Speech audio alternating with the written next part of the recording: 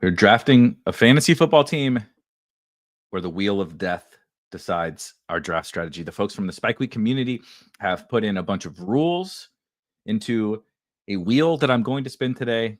No idea what it's going to land on, and it's going to tell me how I have to draft this best ball team. Old guys, young guys, no running backs, a bunch of running backs. Last week, we had to draft a player with a different first letter of their last name with every single pick. What are we going to get today? I have no idea, but we're about to find out here in the best ball wheel of death with Spike Week. Let's do it.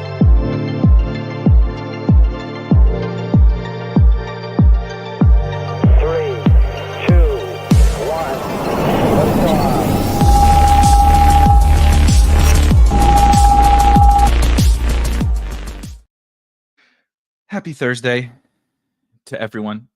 Just ran out of the Spike Week Discord to do this show where the folks are feverishly debating Aaron Rodgers and DK Metcalf and the Pittsburgh Steelers, the first team ever to have a very, very, very bad offensive roster that everyone seems to be excited about for some reason. I can't wait to get more into what's going on with the Pittsburgh Steelers. But today we are here to draft a best ball team, and it is going to be decided not by me, not by my favorite strategy, not by the rules that I set forth in my drafts, but by the spinning wheel of death. Last week, as I mentioned in the intro, we did 2 drafts. Today will just be one. Full transparency, I'm going to the St. Louis Cardinals game this evening, so we're just going to do one. We're going to pop in over on DraftKings.com and draft the DraftKings Millie Maker based upon whatever rule here comes up on the Spike Week wheel of death. We have a boatload of different rules here decided by the members of the Spike Week community. I did not decide these. I am terribly uncomfortable with many of them. I really struggled, but succeeded last week in drafting an entire team, 20 players with different first letters of their last name. The second draft that we did 2 last week, and we'll hopefully be able to do 2 moving forward, was draft when we moved over to our good friends over at Drafters, and we drafted a team with no one taller than 6 foot. We had to cheat just a little bit to draft the tight ends that might fit into this show theme, because there are no tight ends 6 foot or shorter essentially in the NFL. So we moved that one up a little bit, but we drafted the all short man team on Drafters, and I'll be honest with you, I'm not a big fan of the all short team, but we actually accomplished a pretty good alphabet team over on DraftKings.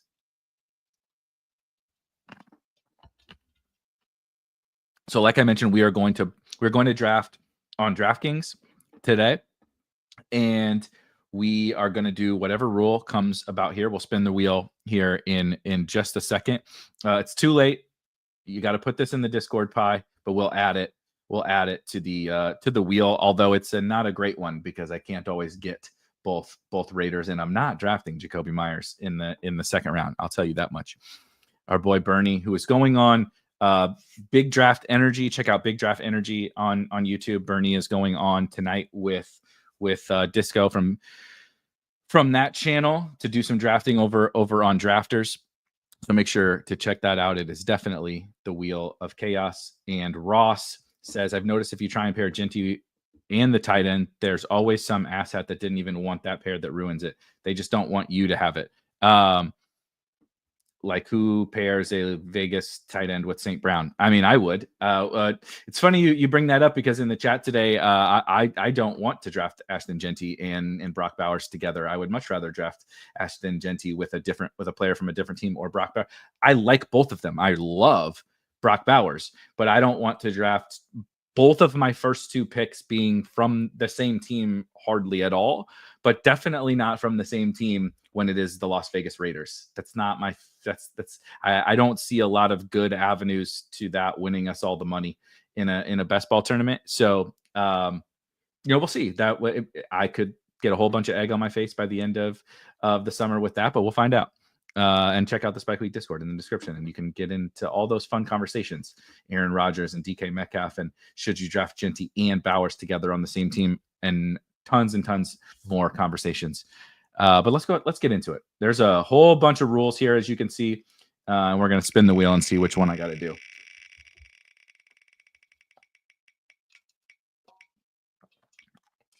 Uh-oh. Oh, Jesus. All right. So the rule for the audio listeners, or for anyone not watching, for even rounds, only select players whose ADP ends in an even number. So let's see. We're over on DraftKings. I believe they have decimals, right?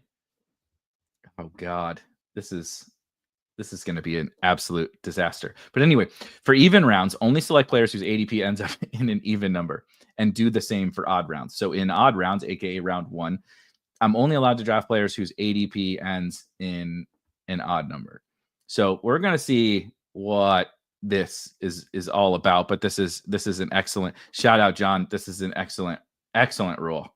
Very entertaining. We'll see how it turns out. I'm a little bit terrified, not quite as terrified, admittedly, with the as the alphabetical one, because it's slightly less thinking. DK does show decimals. Round 1 has all even endings, is what Versaire says. Well, we're about to find out. We're going to hop into the DraftKings Millie Maker. If you haven't checked out, DraftKings has been doing a bunch of promos. What in the hell? DraftKings has been doing a whole bunch of promos. We are 8 of 12, so we only need 4 of you sickos here to fill this draft. And they're just giving away a whole bunch of free tickets. Sometimes it's probably like to some DFS contests that you're not really excited about, and that's okay, right? Whether it be tennis or WNBA or something like that. But they also are giving away just like a ton of free tickets to generally this Millie Maker that we're drafting in. They're like quite frequently always a promo open that will get you a free ticket into the Drafters Millie. So I highly recommend if you're going to be playing best ball, taking advantage of all of these promos. Drafters has a ton of free tickets that they are giving away, a ton of milestones. Also, by the end of June, if you get up to 50 drafts, by the end of June, you can get a whole bunch of free tickets over on Drafters. And then, like I said, DraftKings is just giving away. They have, I don't know if it's still open, but they had a draft 1, get 1 free into the Millie. They've had like draft 5 teams, get 1 free. They've had like play some DFS contests, get something free. So there's just like a ton of free tickets to be had over on DraftKings. And frankly, I'm going to need the free tickets if I'm doing drafts where I'm selecting, what is it again? Draft, I should put this at the bottom. In even numbered rounds, draft a player whose ADP ends in an even number. Do the same for odd rounds. God damn it. Let's delete this. Okay. Put that up on the screen so people can see. I'll intermittently post that, or intermittently pull that back up, pull it down so everybody can see the screen. But let's see. So this is an odd round, which means let's see. I see your question, Ross. We'll get to it in just a second. I just want to do a little bit of prep work. So in an odd round, my options are in the first round: Bijan, Gibbs, Amon-Ra, technically Puka, CMC, name. Okay, most of these guys are available for me here in this round, so that works. First round's going to be easy.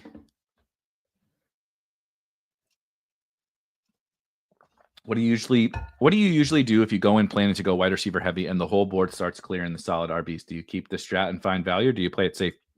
I would argue taking wide receivers is basically always playing it safe. I understand running backs are the riskiest picks in all of best ball, and I understand that feels uncomfortable for a lot of people. If the room is going to keep snatching up running backs, that means they're eventually going to run out of. They're going to eventually need the other positions, which means then later in the draft, you're going to be able to scoop up that value, right? You're going to have a bunch of awesome wide receivers that fall back to you while they're chasing all the running backs. I'm actually going to do Jahmyr Gibbs here. Speaking of taking running backs, if you stay the course, right, you're going to go wide receiver heavy, and they scoop all of these running backs and give you wide receiver values. Eventually, they need to draft wide receivers, tight end, quarterback, and eventually the running backs are going to become the best picks on the board. They may be all snatched up to start, like is happening in this draft, apparently. Holy cow.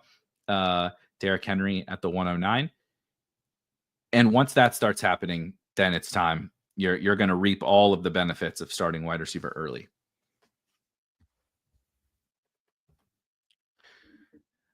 Let's see here. Let's get my little banner up here.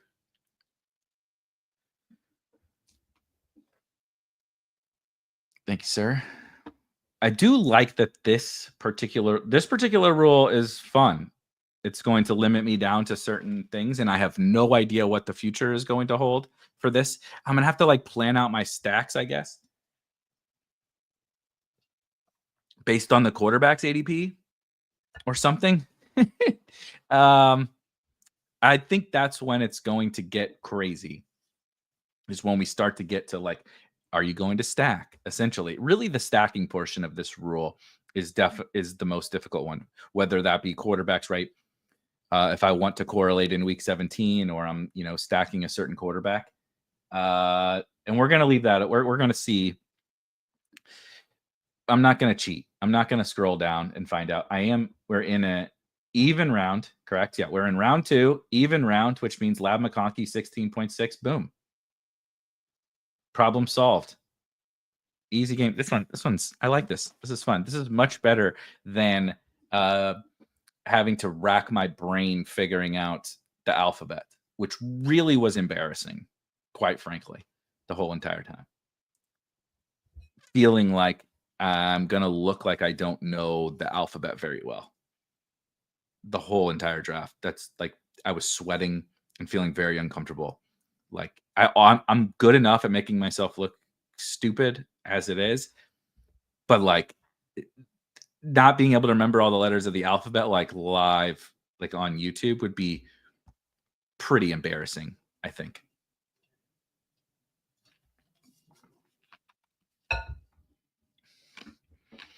Ended up snagging Rachaad White at like 155. I couldn't believe it. Yeah. Rachaad is not very good at football, so he will fall quite a bit. But that's the nice thing about the running back position, is that even bad players, if given opportunity and volume, can score fantasy points, as Rachaad White has shown us for multiple seasons. He's obviously going to fall behind Bucky in the pecking order and projects a lot worse this year than he did, say, last year, but that's okay. That's okay. We can utilize Rachaad White in some of these teams, and that's not something I thought I would say coming into any season. Frankly, not a big Rachaad White fan, but at pick 155, especially if you're in need of some running backs, come on down, sign me up.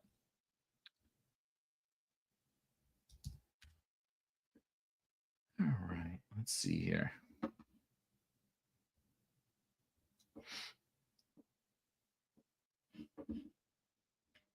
I always felt Rachaad White would be an immediate RB1 on half these teams. We're gonna go ahead and probably disagree on that one. Rachaad White is not very good at football. Let's see. Billy says, "I'm glad my Rodgers best ball lineups aren't dead." I mean, that's debatable. That's debatable. Obviously messing. It is much better that Aaron Rodgers is playing football for your Rodgers best ball teams. Is Aaron Rodgers going to score fantasy points for your best ball teams? Okay, we're on the clock. Round 3 cannot be Josh Allen. I guess it technically can be Lamar, right? Can be Marv. Can be JSN. Okay, I think Marv I don't have a lot of Marv here. He fits the rule of an odd number. Let's do Marvin Harrison Jr. It's technically true. What is dead may never die. No, stop.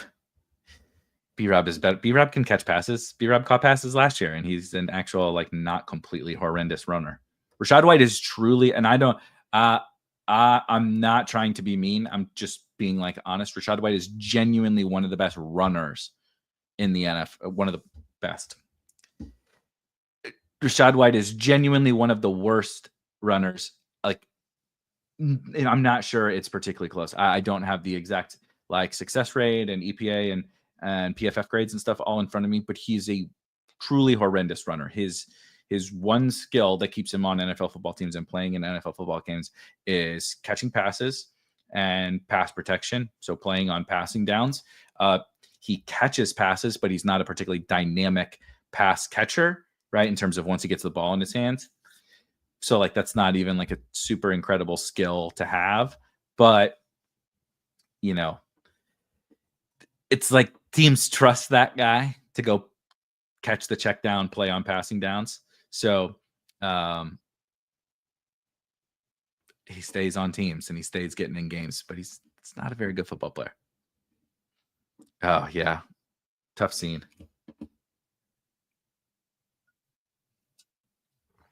Derek Carr. I kind of was unfortunately for you, Billy. I was kind of rooting against you. What I would have enjoyed to see the Aaron Rodgers, Derek Carr retirements in the same summer would have been pretty entertaining. About to be back on the clock in round 4, having to draft an even numbered ADP. So we have Jaden Daniels, you have Xavier Worthy. No George Kittle. No George. God damn, I can't speak this afternoon. No Joe Mixon. No Joe Burrow. Can do Travis Hunter. Cannot do Amarian Hampton. Can't do Hurts. Can't do. So Worthy, Travis Hunter are like my only options. I don't do a lot of. What about Jamo? No. Sutton? No. Harvey? No. I got to take Worthy. Yeah, he picks up some yak because nobody cares to cover him. Third in scrimmage yards, third in receiving yard. What? Rashad White was not third in scrimmage yards in the NFL. That's third on his team? Ranked 14th in what? Ranked 14th amongst active running backs in what? Catching the ball and not making somebody miss? Look up what? Third in scrimmage yards amongst all NFL running backs? That's not no, that's not true. A bunch of guys had more rushing yards than he had total yards. Rashad White. Let's pull this up for funsies. Last year, Rashad White had 613 rushing yards and 393 receiving yards. So that makes for 1,000 yards, right? 1,000 yards.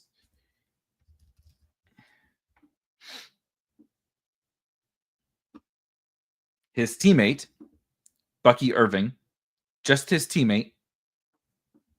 This is not all of the NFL. This is just the Tampa Bay Buccaneers.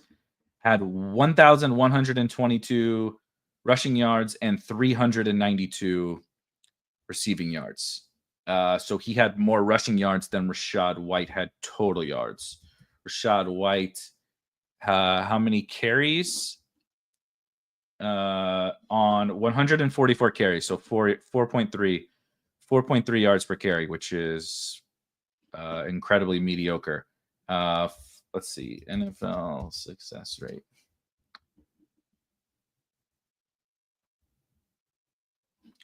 We're on the clock. Odd. I'm interested in this Rashad White thing though. Odd number round. Okay, can't do Zay, can't do Kamara, can't do Pickens. Ooh, Ken Walker. Waddle. Laporta with Gibbs. No, let's do a little Ken Walker action.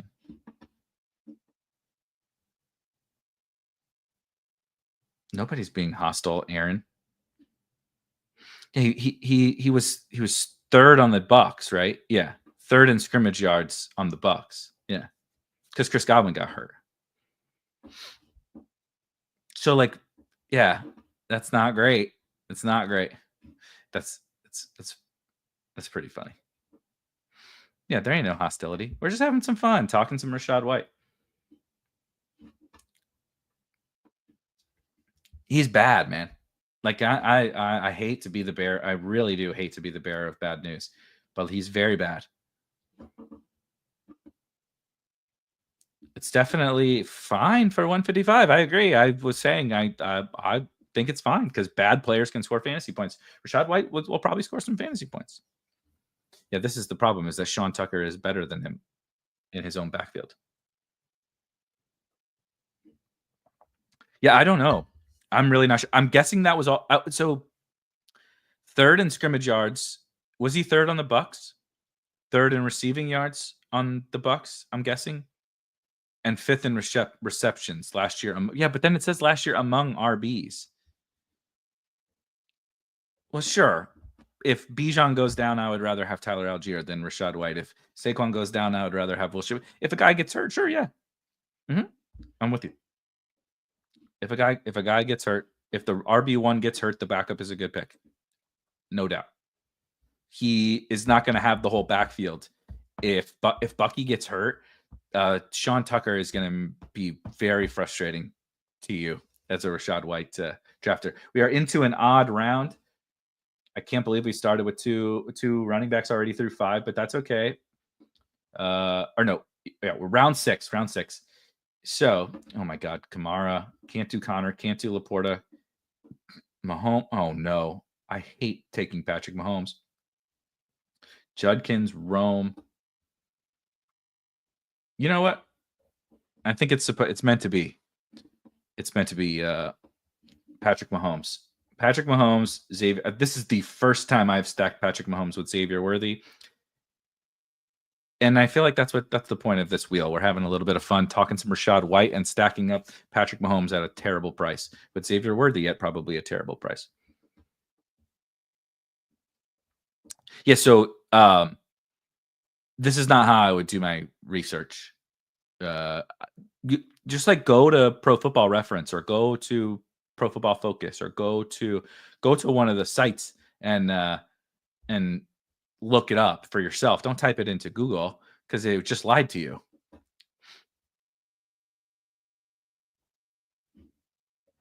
That's hilarious. John was going to take Mahomes. Yeah, Rasheed. Yeah, you made the rule, brother. John made the even odd round rule, and now you got to live with it.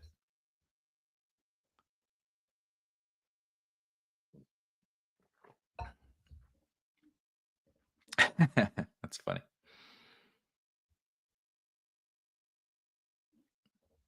Yeah, premium. I actually wouldn't call him a premium handcuff. I would. It's a great point though. Billy says I don't know if these Rachaad White stats match up, but I'm not fading Rachaad White either. I'm not trying to make them. I'm just making fun of a bad football player. I draft bad football players. I'm drafting Rachaad White this year. I think he's fine. He's a fine pick. But this this idea that he would go to most teams. We were discussing the whole he would go to most teams and be the starting running back. It was from Fantasy Pros. I knew I should have checked. No, we don't have to just fucking go to the website. Like this is like Ross, I love you. And again, we're all having fun. This is like when NFT bros thought we had to use NFT to solve every technology. Go to Pro Football Reference. It's a wonderful website. You can search any stat you want. If you would like to use Pro Football Focus, by all means, but that is paid. There's others, Sumner Sports. There's like a million other like stat websites that you can use. Just go there. You're actually making it more difficult on yourself typing it into Google and it's spitting out the wrong thing or typing a prompt into ChatGPT. Just go to the stat site and look up the stats. It takes like 2 clicks. Okay, round 7. Stat Muse. Yeah, exactly. All right, round 7. man, we are going to be venturing into some waters I feel very uncomfortable about. Round 7, so Shakir is fine, and he's the only Khalil Shakir. Come on down, yay! If you're old, why are you punching this stuff? Then go to the source, go to the stat website.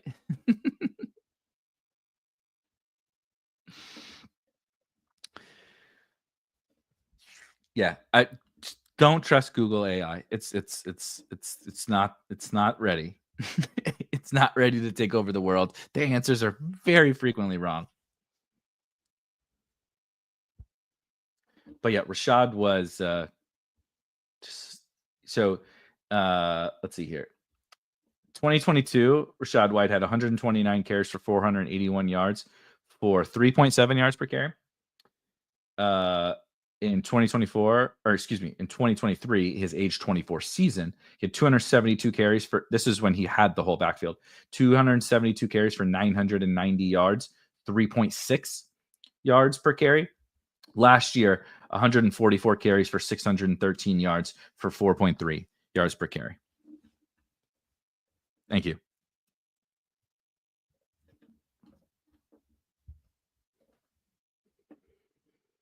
I don't even know what this means. Google's not doing Google, what do you mean was right about Jaden Daniels? Google is a best ball tout now? That's crazy. I feel like they have bigger fish to fry than giving out best ball advice. Like, I don't know, making sure the world doesn't fucking burn down, making sure their AI isn't telling everybody all of the wrong. Yeah, exactly. Google AI is destroying best ball. one Rashad White take at a time. Okay, even numbered round 8. B-Rob. I think what I have to do is take Brian Robinson, but I actually really want Josh Downs on this team. So I think we're going to do Downs. I have a little bit too much overlap on this team, but we're sticking to the rule. Odd numbered ADPs in odd rounds, even numbered ADPs in even rounds. And I'm cool with this. Jameer get through 8 rounds. Is that 8? Yeah, through 8 rounds. Jameer Gibbs, Lab McConkey, Marvin Harrison Jr., Xavier Worthy, Ken Walker, stacked Xavier Worthy with Patrick Mahomes, Khalil Shakir, and Josh Downs. This is not one of my favorite teams, but it is taking me outside of my comfort zone a little bit, which is what the point of this entire show is for. Well, that and you guys being able to submit exceptional rules like this. This was a very good one. Jesus Christ, Ross. Someone needs to take your fucking computer away, brother. I Googled, is Jaden a good pick? And they said yes. I'll be the first. Pi says, I'll be the first to say Grok is not a reliable source for best ball info and strategy. All right, let's get back on the rails. Thank you, Jason. I'm sorry, I'm not gonna be able to get over the chat GPTing a player's stat when you could just literally go, like, it takes a click to go to Rashad White's player page on Pro Football, like bookmark Pro Football Reference and just go there. That's what I did. I just clicked, and then you don't even have to type out the whole. It has autocomplete. There's this cool thing on the internet nowadays, since we've established your old Ross, that instead of using ChatGPT, there's also this thing that's called autocomplete, that when you start to type a name into your keyboard, it's going to pop up with a list of players whose names like match that. And you can just click, you don't even have to type the whole name. You can just type like RACH and it'll be like, Rashad White. And you can pull up his page and then poof, look, you can see his stats. You don't have to Google what are Rashad White's stats or whatever. Okay. Odd round. No, I don't want to do Goff with. This range does suck. Odd numbered round. I can do Tyrone Tracy. Let's do Ibuka. I'm very strong at running back with Gibbs, and I already have Patrick Mahomes. So I'm feeling good. I'm feeling good about this team. We need a little when you take Khalil Shakir and Josh Downs back to back.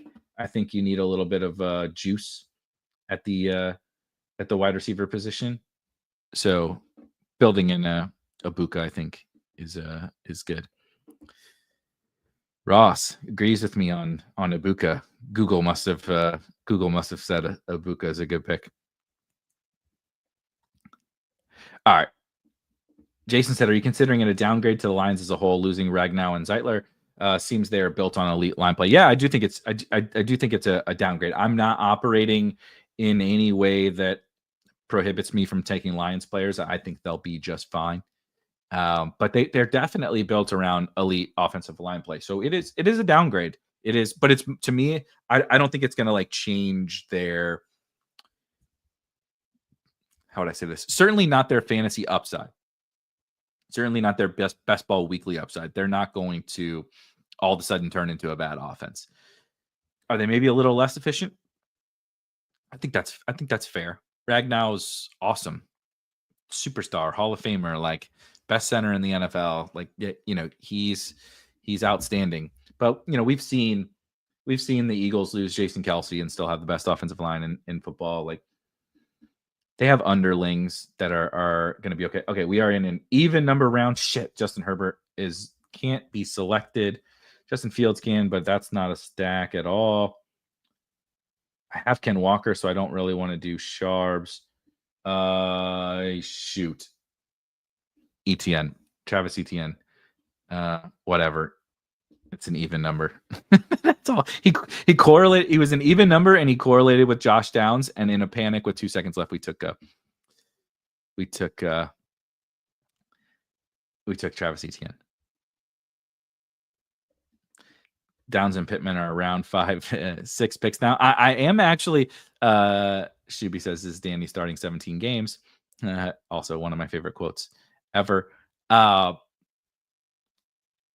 It does feel as though every day that passes, particularly today, Danny Dimes gets another leg up in the quarterback debate.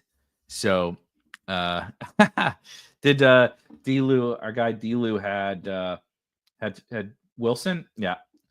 Puka, Achane, Garrett Wilson, Kittle, DK. Great start until DK Metcalf. James Conner. I'm kidding, by the way. I'm just we had a funny conversation in the Discord where people were slobbing over DK Metcalf now that he has Aaron Rodgers, as if his price wasn't where it was because everyone expected Aaron Rodgers to be, right? If everybody actually thought, you know, Will Howard or Mason Rudolph were throwing him the football, he would not be going where he's going. It was assumed that Aaron Rodgers would be the Steelers quarterback, and DK Metcalf is mid, but he's fine. It's whatever. Okay. Odd number round. Fuck. I can't take, pardon my French. Can't take Lawrence. Can't take Warren. I can take Loveland, but Ramondre. Is there anything else fun? When I say odd number, yeah, odd number round. Odd number round. I'm gonna go get my guy Tajay.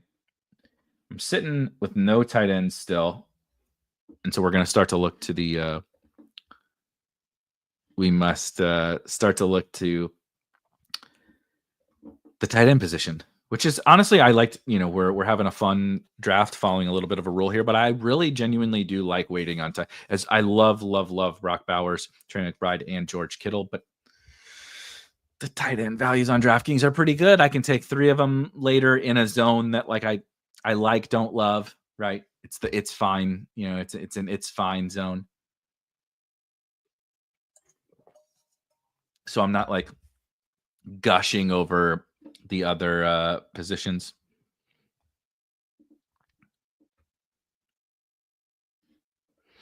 Ross says Westbrook Akine. Ross, we need you to hang out all summer on this channel because these takes on bad football players are brutal. Nick Westbrook Akine has played in offenses with playing all the snaps already. This is humorous. DK Metcalf. Chimere DK Metcalf. That is excellent. Okay. We're gonna, I promise, Ross, we're gonna get you up to speed on all this stuff. But first I have to make a pick that is an even numbered pick. Isaiah Likely seems like a phenomenal start to a tight end room. So this is genuinely good. Westbrook Akine did great last year because he only scored a bunch of touchdowns. Let's see what Westbrook Akine's. I couldn't take Tucker Kraft. I don't believe he was an odd number pick, and I'm in round 12. Nick Westbrook Akine caught 30. He played every game. He played every single game for the Tennessee Titans. He ran a million routes. He caught 32 passes for 497 yards in 17 games. Not even 2 catches per game. Yo, not even 30 yards per game. He scored 9 touchdowns. That's why he did well last year in fantasy. He did not do well in real life football production. He just happened to find his way into the end zone. Then the only other thing I'll say for the folks, because this gets brought up a lot, right? 2 tight end. So what you would call 12 personnel, right? If you're using, so the first number being how many running backs are on the field, and the second number being how many tight ends are on the field. That's how teams identify, right? We call them personnel groupings. So 2 tight ends would be 12 personnel, because you don't really, you technically can play 2 tight ends without a running back, but it's just not really a thing. So anyway, 12 personnel. A lot of people talk about this, right? We did this with Dalton Kincaid and Dawson Knox. We've done this with a myriad of, like, a bunch, Michael Mayer and Brock Bowers. And the funny thing is, last year with Brock Bowers and Michael Mayer, the Raiders led the NFL in 12 personnel usage at 35%. So still, that's only 35% of the time.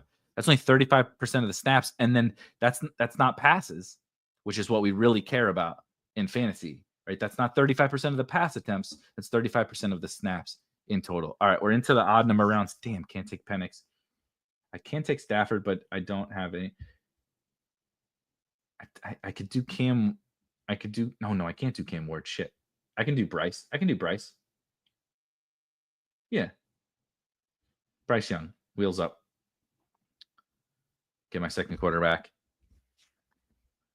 Patrick Mahomes and Bryce Young. But yeah, the 12 personnel thing is one of those that gets I don't want to say overhyped, but it gets brought up a lot, at least over every summer. Every single summer we talk about when teams have multiple tight ends that they like or we like or whatever. People talk about, like, well, they really want to do a lot of 12 personnel. They're going to get both of them out there on the field. And what happens, and you can go look this up. Again, I'm pretty sure the personnel groupings are on Sumner Sports, but I have to go back and look it up again. You will be able to see, let's just, NFL personnel groupings. Yeah, here we go. Oh, God damn it.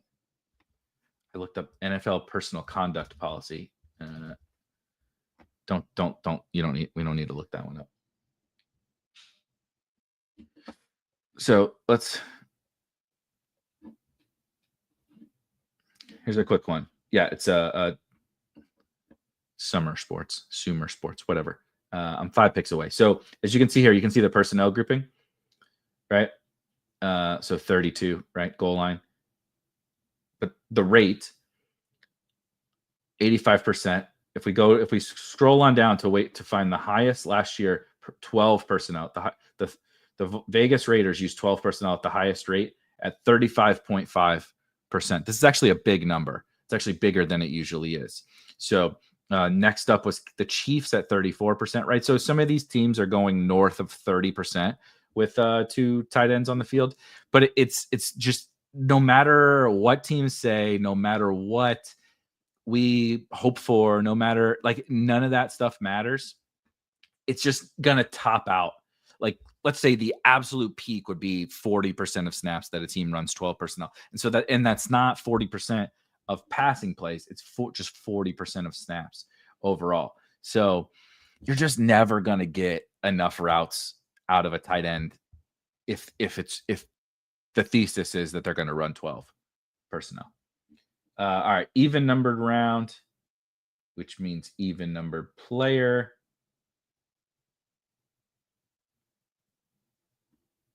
Oh God, Kyle Pitts, come on down, baby. I need a tight end and I need an even numbered player.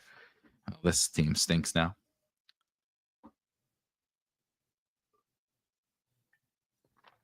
Our main man Bernie says, "Am I crazy for drafting a ton of DK? Not DK. DK. The Titans Chimere DK is his name.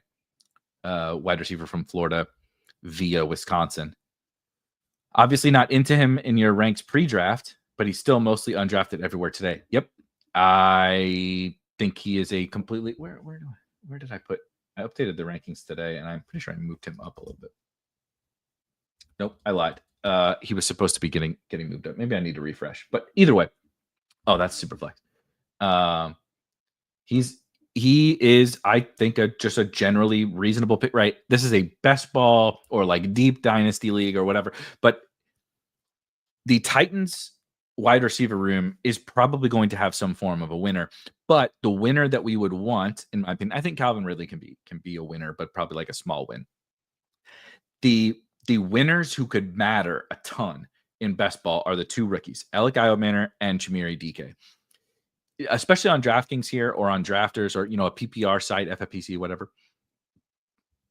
DK is a slot receiver. So he lined up almost exclusively in the slot at Florida. So that has some perks from a PPR perspective. And also it brings his ceiling down a little bit, right? He's just never going to be like a total outside superstar. But we are into an odd round. Braylon Allen being the Braylon Allen works here. I think I could use a running back. I'm just double checking if I want to do Cedric Tillman. I can't do Josh Palmer. Let's do Braylon Allen.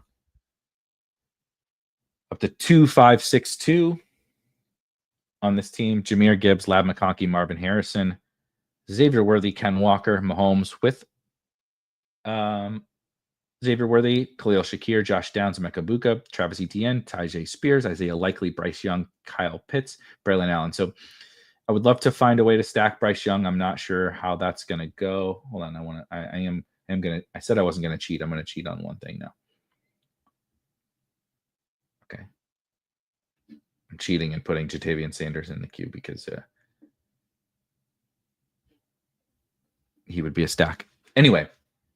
Jahmyr and DK was like reasonably efficient, not the worst. Like yards per route run last year at Florida was not the worst either at Wisconsin. I think he has a capped ceiling, but in the last round, like on a Cam Ward team, really it doesn't have to be on a Cam Ward team, but I think a slot receiver in a PPR format who was a 4th round pick. We, myself included, are taking Erik Beimfohr like way higher. We liked him better as a prospect, right? He's an outside player, so there's a little bit, more diversity to his game. The outside guys who can play outside just have a lot more upside than guys who only play in the slot, right? So I think Beimfohr should still go ahead of DK, but I think it is interesting that he doesn't, like as you said, he never ever gets picked, and so that's pretty fascinating to me. He went 20 something spots ahead of Beimfohr. So his own team prioritized DK a lot more than Beimfohr, but we're prioritizing Beimfohr. Like we're definitely doing the we know better, even though the team just told us what they think about these two players. Even numbered round here. Shipley went right. Yeah. Shoot.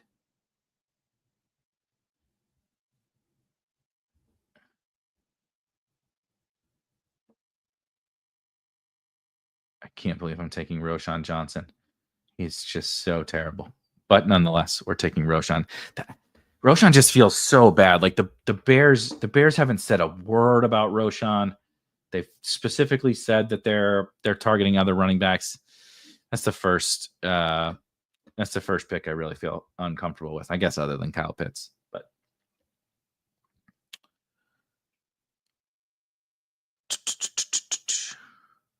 thank you. 34 picks. Thank you. Yeah. Yeah. What's Rachaad White's ADP? No shit, Rachaad White over Roschon. Where did Rachaad White get drafted? I don't even know what Rachaad White's ADP is on DraftKings. Of course, he's better than Roschon. Yeah. I don't know if you saw, but I tried to quickly scroll a little bit. When I was on the clock for Braylon, I wanted to, and so obviously I took Braylon at 175. Shipley went at 179. I was like praying to God that Will Shipley, his ADP ended in an in an odd number. Of course, it ended in even, and so I had to sit silently and not mention anything about Shipley. But of course, our friend Moxie here is over in the 111 and took Shipley before he wasn't going to make it back to me anyway. But yeah, it had no chance. But yes, thank you. Io Manor went in the compensatory picks. He didn't even get drafted in the actual fourth round. I am the Kai says any Restrepo or Lockett can take any four of them late. I'm not in the business of drafting undrafted free agents. Xavier Restrepo is not going to make the Titans. I understand that we collectively as an industry thought he was a better prospect than he was. But I'm not drafting an undrafted free agent in best ball. He's not going to make the team. And if he does make the team, he's like wide receiver 6, and he's a slot only wide receiver 6 behind 2 other rookies. I'm also personally not in the business of drafting Tyler Lockett, though I understand, why someone might, at least. Okay, we're in an odd number round, which means, oh shit, Sanders. Speaking of Lockett being there, that's hilarious. Damn it. Okay, I'm gonna take Sanders because the wide receivers I like here are not. No, that was round 17.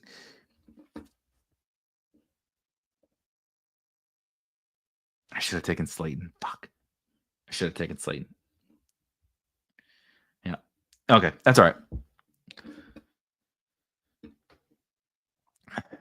I don't think Cam Ward gets a chance to decide if Restrepo is wide receiver 6. Cam Ward played one season with Xavier Restrepo. They're not like fucking, they didn't go to kindergarten together. Cam Ward made his own, and like he threw it to Restrepo, but he liked a lot of other wide receivers, and he's undrafted. Like, we can't do this. We can't do the Xavier Restrepo type stuff. Like, the NFL told us this guy's not good. He ran a 4.840 and then made up the I was hurt. Like, if you were hurt, you wouldn't have ran. You were slow, right? DM me or Venmo. We can bet on this. Cam is the reason why they took Restrepo. They didn't take Restrepo. They passed on him for a lot of other guys, and then they said, "Oh, sure, we'll throw you a piece of candy. Come join camp." Right? If they liked him so much that he's going to play over all their other wide receivers, they would have drafted him. Why did they draft another rookie slot receiver in the 4th round and another rookie receiver in the 4th round? Like, this doesn't make any sense. I truly don't get it. Okay. Even numbered round. Beautiful. Jalen Royals to stack with my boy Patrick Mahomes. Not really my boy, but on this team he's my boy.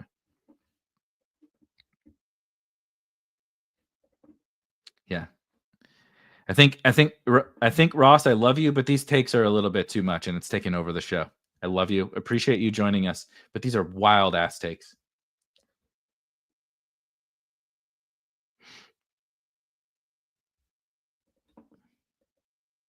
Good luck with Xavier Restrepo. Good luck.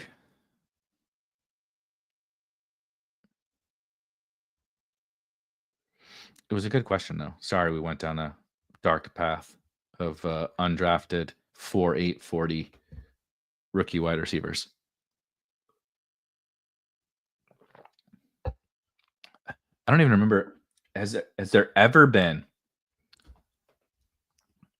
undrafted rookie free agents year one? Like, I'm trying to think of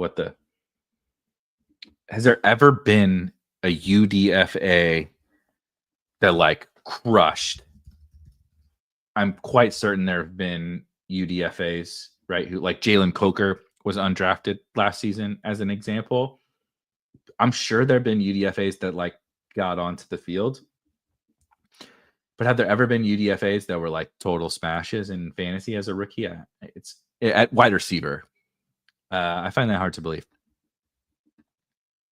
So yeah, we're not in the business. But like I said, I'm not in the business of personally taking Tyler Lockett either. Like those guys, like it's mostly just over for Tyler Lockett. It's not that he's not going to play, but we don't want just routes. We don't want just a guy being on the football field. We want true fantasy production, right? I think sometimes, and I'm as guilty as anyone about this, we get to the late rounds and we want to play this contest against each other to be like, I'm gonna be the sharpest guy in the room, and I'm gonna predict the craziest guy who's gonna get on the field. And I'm not saying Tyler Lockett is that, right? But right, that's the Xavier Restrepo. Or I'm like, I don't want to take a 0, so I'm going to take this guy who I know is going to make the team and probably be on the field. But that guy is what I would classify as, he's not a dead roster spot. He's not a 0, but he's a walking dead roster spot. Like, okay, he's, I guess, technically alive. He's technically not getting 0s, but 5 points and 7 points don't help you win best ball tournaments. Round 19. I really need some wider. Oh, look at that. Jalen Coker stacks with Bryce Young, fits this UDFA conversation. Odd number. That is hand in glove right there. Yeah, Cases says Hopkins and Lock. Like, look, I understand DeAndre Hopkins is on the Ravens now. DeAndre Hopkins was once one of the best wide receivers in the NFL. Tyler Lockett was once really good. It's just like, it's okay. It's over. What are we winning? DeAndre Hopkins couldn't do it. He was on the Chiefs last year. It's not like DeAndre Hopkins was on the Steelers and it was like, he was just in a bad situation. DeAndre Hopkins was on the Kansas City Chiefs and was useless. Like, truly, it was over for DeAndre Hopkins. Could he maybe provide a couple of usable weeks on the Ravens? Sure, that is possible. Could Tyler Lockett provide a couple of usable weeks? Sure. But so you're giving up a couple of usable weeks in an attempt to take a shot on someone who has like an actual real ceiling, right? We joke that there's like just never going to be another Puka Nacua again, but shoot for Puka Nacua, right? Like, shoot for this rookie who comes out of nowhere and all of a sudden he's a star. Like, find that guy. Don't chase the low ceiling outcomes. The not even low ceiling. To quote my good friend Dwayne Carter, aka Lil Wayne, no ceilings. Don't chase the no ceilings, guys. We want high ceilings. We want to raise the roof, if you will. I don't even know what that means. I have no fucking idea what that means. Even round. I think this is supposed to be a wide receiver. I'm running out of time. Tutu would work. Hold on. I want to put Tutu in, and then I want to go to running back and see if there's. Dude, no. I almost never. I think that's the first Brashard Smith share I've taken, but come on. This is the team for Brashard Smith. This is 100% the team for Brashard Smith. Get a little Mahomes mega Chief stack. Okay, I'm sorry. I was taking a sip of water and read this, and I about died. Shout out to Shuby's been over there. Hey, by the way, did you use Google AI or ChatGPT to look this up? Bill Groman, went undrafted in 1960 and produced 72 for 1,473 yards and 12 touchdowns in his rookie season. Is that real? Is that real? What is it, Bill? Bill Groman. He only played 5 years in the NFL. Holy shit. No, in the AFL. Dude, what? Okay, I'm gonna come back to the team. Yes, D-Lou, I see you. We'll do some saucing. We'll do some looking at some teams, but we got to look at this Bill Groman thing. Bill Groman, William Frederick Groman, 6 foot, 194 pound wide receiver. Oh, brother, I know about Kurt Warner. You are looking at the most diehard St. Louis Rams fan ever. Kurt Warner was an afterthought. The only reason Kurt Warner ever even got to play football was because Trent Green got hurt. Everybody thought that everybody was excited about the Rams because they had Trent Green, and then Trent Green got injured and everybody thought it was over. And Kurt Warner, who was bagging groceries, literally had been bagging groceries, came in and saved the day. So I'm not sure that Xavier Restrepo has a Kurt Warner outcome in him, and Antonio Gates was undrafted because he was a basketball player, right? Warren Moon. I'm not sure that Warren Moon comps to Xavier Restrepo are going to work out very well, but maybe Bill Groman. I will not watch it. B. Kurt mentions the Kurt Warner movie was so bad. Absolutely not. They're not ruining Kurt Warner for me. His wife tried hard enough to ruin Kurt Warner for me. As a Rams fan, the greatest show on turf. As a St. Louis Rams fan, I am not a Los Angeles Rams fan. As a St. Louis Rams fan, they're not ruining Kurt Warner for me. You can't do it. You're not making shitty movies and making me pissed off about the Kurt Warner thing. Marshall Faulk tried to ruin it. Kurt Warner's wife tried to ruin it. Mike Martz just became a horrible football coach. Those memories were far too good. I won't watch that Kurt Warner movie. Absolutely not. Wasn't the guy who played Kurt Warner couldn't throw? He couldn't throw a pass at all. Unfortunately, Ross, I appreciate you. I appreciate the shout, but the wife and I are going to the St. Louis Cardinals game. We're leaving in not too long. Got to get the dogs ready and all that fun stuff. So anyway, Bill Groman. I can't believe this has been up on the screen this long. This is wild. This is he passed. That's too bad. He passed in 2020 at the age of 83. He lived a good long life. Shout out Bill Groman. But this is nuts. So he goes undrafted. His position is left end / right halfback. I don't know. In 14 games, undrafted as a 24-year-old, goes in 1960. Hold on, let's look at the 1960 season. Oh, that's only going to show me Bill Groman's 1960. The 1960 Houston Oilers. Let's see how many passes they attempted. I mean, the next closest guy had 44, 45. They were slinging that fucking pigskin in 1960 on the Oilers. What the hell? Oh, it's George Blanda. Okay. It's George Blanda. Anyway, this is some wild stuff. 72 catches, 40, led the league in yards per catch, had a 92-yard catch, 105 yards per game. But then it has another good season in 1961. Has another good season. All pro. How was he? He wasn't all pro as a rookie. What? What was going on back then? But then it's just went away. Did he get hurt? Or what happened? He played all 14 games the next 2 seasons and didn't do anything. What a strange career. I'm kind of happy that we went down this weird path of free agents, undrafted rookie free agents. Let's look at D-Lou wants the sauce. We'll do D-Lou first. I know I liked your team though, so I don't know how much sauce you're really going to get, but D-Lou picked out of the 106 right in front of me. picking 107. Took Puka Nacua.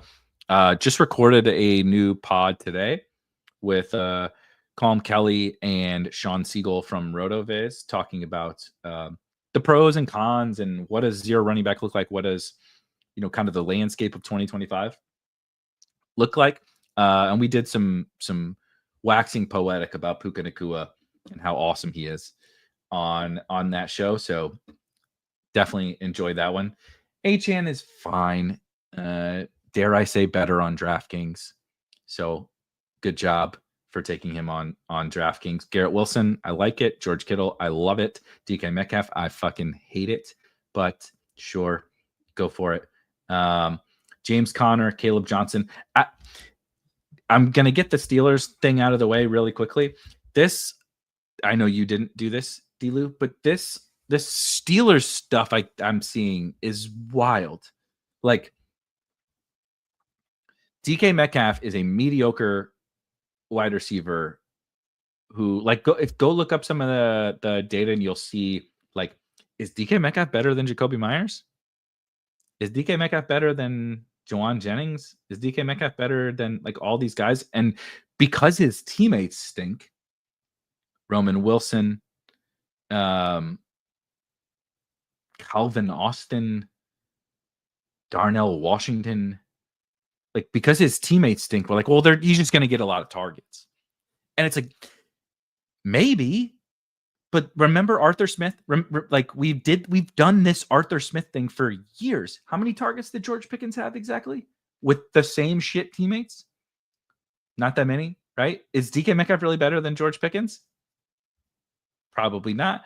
Yeah. So this is a fair take, but I'll caution you on this. I warmed up to him because his props are like 1,000 yards and 8.5 touchdowns. Here's what I would say. Bet the fucking under on DK Metcalf props. Props are like season-long props are things to bet on, not to use as best ball advice, right? These Steelers, let's think about this. Arthur Smith has been the bane of our existence for years, right? With the Falcons, we were like, the Falcons are going to turn it around. They got all this talent on offense. He just needs to throw it to Drake London. Who else could he throw it to but Drake London and Kyle Pitts? And then it's like, well, he threw it to Jonnu. He threw it to Daryl Hodge and Scotty Miller, Cordero Patterson. It's like, I don't know. He's found other guys to throw it to with other good football players, not Kyle Pitts being good, Drake London being good. He was happy to give the ball to shitty players before. Then he moves to Pittsburgh. And you know what he does? He continues to give the ball to shitty players. And then they get Aaron Rodgers, right? Aaron Rodgers, this amazing upgrade over Russell Wilson and Justin Fields. Aaron Rodgers, the 43-year-old quarterback, 2 years removed now from an Achilles injury, 1 year removed from not a good football season. The memory of Aaron Rodgers is great. One of the best quarterbacks of all time, MVP, all that kind of stuff. Aaron Rodgers is one of the best quarterbacks to ever play. That player doesn't exist anymore. That player last year on the Jets with Garrett Wilson, with Devontae Adams, with Breece Hall, with a lot more talent, was not very good. Was near the bottom of starting quarterbacks, right? Sure, okay, he was better than Drew Lock. Congrats. If the bar is you're better than Drew Lock or Tommy DeVito, that's not our bar of good versus bad. He was near the bottom of starting quarterbacks by most metrics. So that guy is going to come in, pair with Arthur Smith, who just wants to run and wants to do a bunch of silly shit. And Rodgers wants to run the clock down to 0, right? The play clock down to 0 every single time. And the Steelers, everybody says, no matter who's on the team, the Steelers just win. They make the playoffs, right? That's what the Steelers do. So they're going to run the ball. He's going to run the clock all the way down. Arthur Smith had never targeted one wide receiver at a high volume. And Aaron Rodgers played quite poor last year. Someone explain to me how and the Steelers are going to win a bunch of low-scoring games because that's what they do, right? That's what they make the playoffs every year because they play defense and run the ball. How the hell is that good for DK Metcalf? They're not going to score points. They're not going to sustain drives. They're going to run. They're going to run the fewest amount of plays in the league. They have this idiot offensive coordinator that everybody hates, and they're going to play in a bunch of low-scoring games. I can't put the math is not mathing. We can't have all those opinions and see all those facts about all those other parts of the situation and then say, but DK Metcalf, zillion targets. As if DK Metcalf has ever done anything to show that especially at this stage in his career, other than like take a shirtless pic where he's a freaking mutant of a human being. He looks like a mutant. He doesn't play football like a mutant, other than when he gets mad and throws a hissy fit and tries to start a fight because he's not catching the ball. Like, I just don't really get it with the DK Metcalf thing. Like, we've done this projectable volume thing at wide receivers for years and years and years, and it like never works. Brandon Cooks is my favorite example. Brandon Cooks on the Houston Texans was the same thing.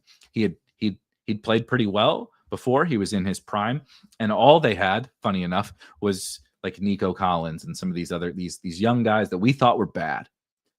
But we thought that the Texans offense would be pretty bad. That was Davis Mills, by the way, that season. So we thought that they were going to be bad, but we were like, well, Brandon Cooks is good. And he's going to, so who else are they going to throw it to? Got to take that guy in the 5th round. And you look back and you're like, well, when he's not that good, they're just not going to throw it to the not that good guy every single play. It's just not how football works. And to accumulate a certain level of volume of targets, you need to sustain drives. You need to score touchdowns, but you need to move the ball, get first downs. And if your offense isn't getting first downs, and certainly if they're not getting first downs and they're running the play clock down to 0 every single time, you're just not going to have that many chances to get targets, right? The math doesn't math in this whole DK Metcalf situation. Anyway, I just wanted to do that conversation because we were having it right before this, and I felt like I was taking crazy pills listening to people say he's going to get 150 targets. Like, he's not going to get 150 targets. George Pickens didn't even get 100 targets on the Steelers, and DK Metcalf, like, they're the fucking Spider-Man meme. So this is totally fair. I actually have no problem with your picking DK Metcalf. You just happened to take him and wanted the sauce. So I think that's an appropriate level of sauce, especially when you took 2 Steelers in your first 7 picks. I think mission accomplished. But the rest of this looks good. The rest of this looks good. Fields, love. Kraft, I like it. Got Jaden Reed. Eckler is meh.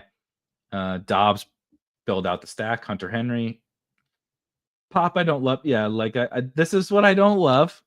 The full on. I didn't know that you did this either.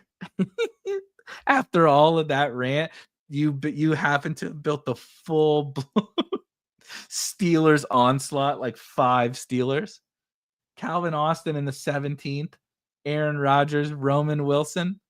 After I just did that insane fucking TED talk about the Steelers offense, you have the full giga onslaught of the Steelers. Oh shit, that's funny. That's really that is really, really funny. Oh man, I think that's a good place to wrap.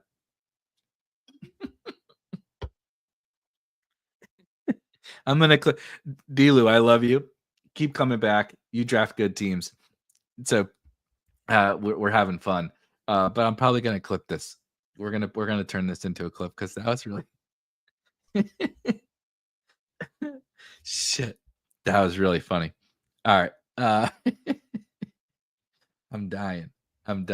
That was great. Thank you guys for hanging out.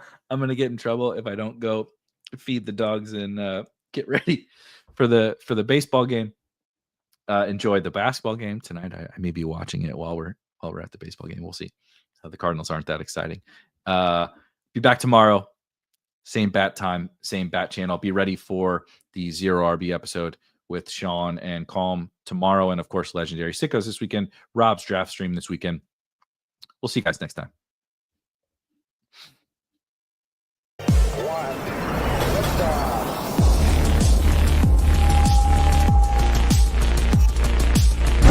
Woo! Those were some spicy takes. Want to stay up to date with all of the other spicy takes we're going to have over here at Spike Week? Why don't you press that subscribe button below? You turn notifications on, we draft a team, boom, you know about it.